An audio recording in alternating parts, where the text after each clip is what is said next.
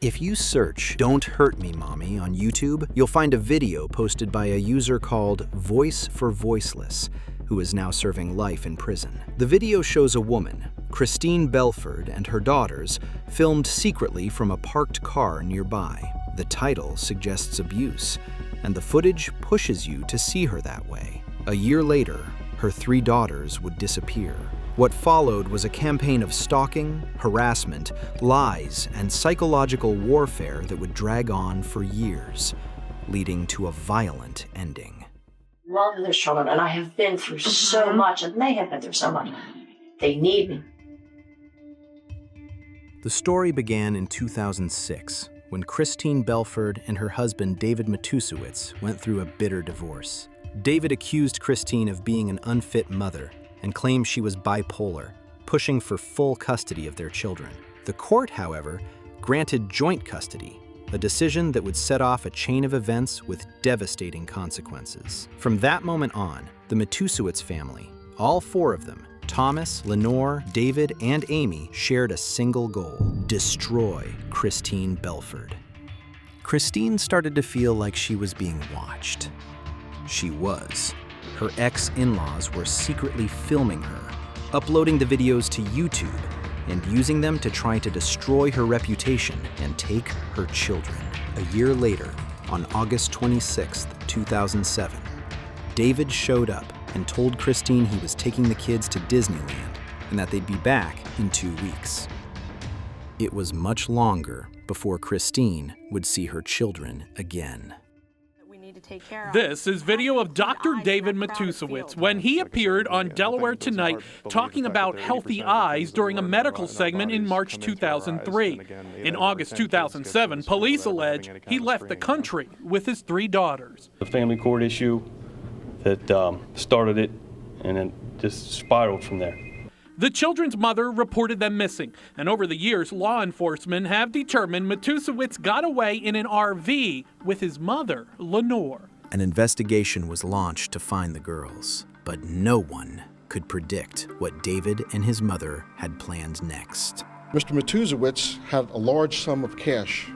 We believe he had at least $1 million of cash. Investigators discovered that David sold his business, the Vision Center of Delaware, for $650,000, and then took out a $249,000 line of credit in Christine's name, forging her signature. More than 2,000 miles south in Hidalgo, Texas, Christine's 3 daughters were sitting in the back of a Winnebago with David and his mother Lenore in the front. After driving on Interstate 2, David took the nearest exit, turned onto International Boulevard, and headed toward the Mexican border, successfully crossing international lines.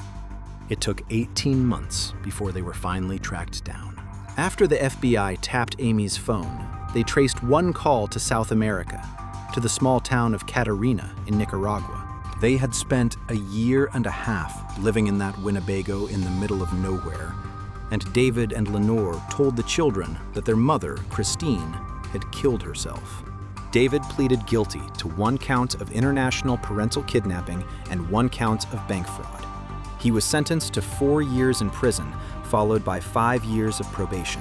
Lenore pleaded guilty to child endangerment and was sentenced to 18 months in jail.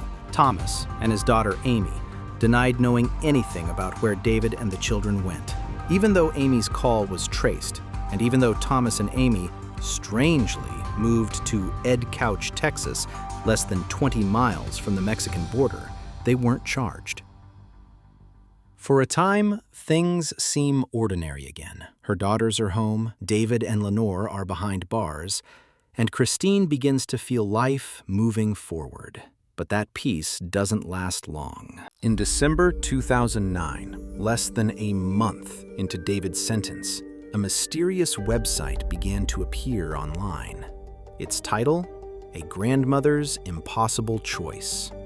It contained 29 sections accusing Christine of sexually abusing her children, all written by Lenore while she was in prison. But how could someone in jail with no internet access get a website online? Amy Gonzalez. In a letter sent by David to Amy, he gave her detailed instructions to spread the false story. They sent letters to Christine's church, her children's schools, neighbors, friends, and relatives, repeating the false and defamatory allegations. The website and letters kept Christine on edge, never knowing what false claim or attack might come next. Years passed, and the moment Christine had been dreading finally arrived. On April 13th, 2012, David was released from prison, setting the stage for a series of child support hearings back in Delaware. One of these hearings was scheduled for February 11th, 2013, at the Newcastle County Courthouse in Wilmington. That morning, Christine arrived with her friend Beth Mulford, there for moral support. After passing through the rotating door, before she could recognize his face, a man pulled out a gun, aimed at her, and pulled the trigger. Can confirm a shooting that occurred in the lobby of the county courthouse this morning at approximately 8 o'clock. One lone male suspect entered that lobby and opened fire. There was an exchange of gunfire between the Capitol police officers and this suspect. As a result of that gunfire, the suspect is dead in the lobby. There was 2 civilians shot, females, that are also confirmed dead. Christine was shot and killed, and so was her friend Beth. 2 security guards were also wounded in the exchange of fire. The shooter was struck as he attempted to leave the building, then turned the gun on himself. He was later identified as David's father, Thomas Matusewicz. David was spotted inside the courthouse and was immediately arrested. He denied knowing anything about his father's plan, yet when told of Thomas's death, he showed no emotion.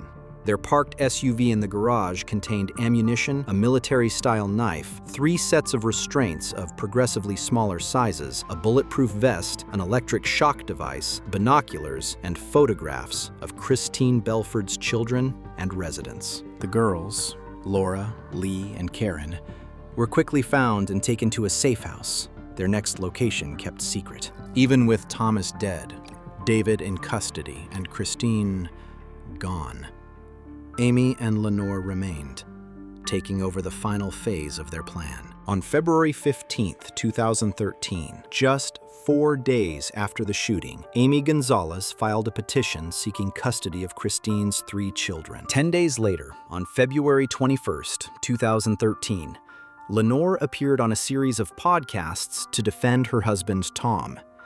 Her attempts to justify his actions and clear her own name were unsettling. I believe that because of Tom's meningioma, that's a non-cancerous or non-malignant tumor in the covering of his brain. Tom snapped when he saw my ex-daughter-in-law, Christine Belford, and he shot her. Why was he mad at her? Christine had totally annihilated my son.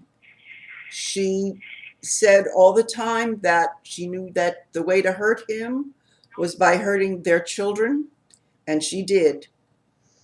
They had gone through custody and divorce, and it was just a terrible, terrible time. The most disturbing part is when she shamelessly attacks Christine, repeating the allegations of abuse, a woman who has endured her actions and her family's, and ultimately died because of them. She offhandedly said, "When I sell David's 3 blonde white American girls, I'm going to get $50,000 each, and they'll never be found." And then she said, "I have to do things to Mommy.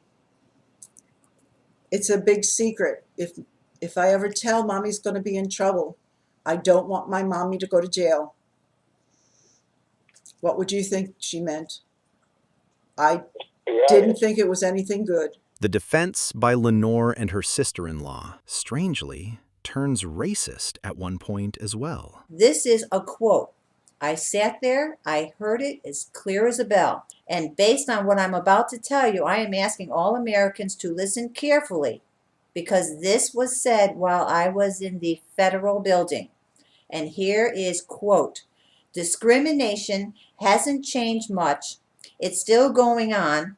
The prosecution of these white people will look good to the public. This is in Wilmington, Delaware. In Wilmington, Delaware, as my husband and I were walking from our vehicle several blocks away to the federal building, we couldn't help but notice that, and I say this with the utmost of respect, but the population was primarily our Black African brothers and sisters. So that being said, it would be reasonable to assume that since that's the bulk of the population, that is probably the bulk of those who had been arrested over a period of time. And from this particular comment, discrimination hasn't changed much. It's still going on. The prosecution of these white people will look good to the public. I cannot help but feel that the reason my family is being attacked is because simply they are white.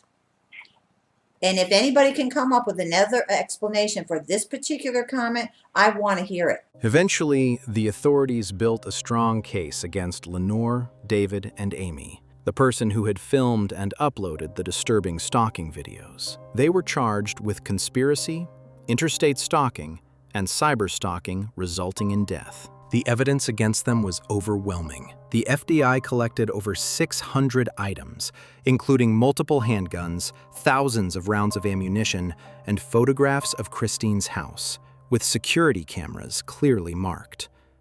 Emails revealed that they had used third parties to gather information. Cindy Bender, a mistress of David pretending to be Christine's friend, sent details about every aspect of Belford's life back to him, including conversations and photos. Another mistress, Courtney Emerson, spied on the family, suggesting that yet another kidnapping plot was in motion. Their defense remained the same.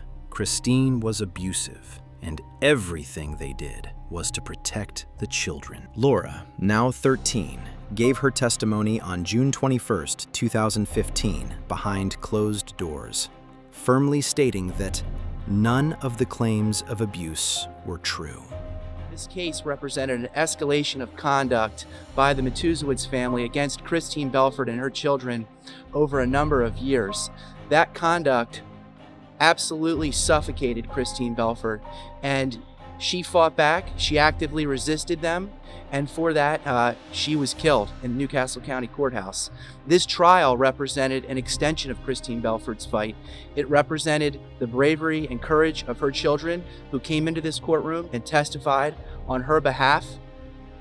It represented the very best, I think, of law enforcement and what our system of justice can do in situations of domestic violence. All three were convicted and sentenced to life without parole. The three girls, whose lives had been at the center of it all, were placed in foster care.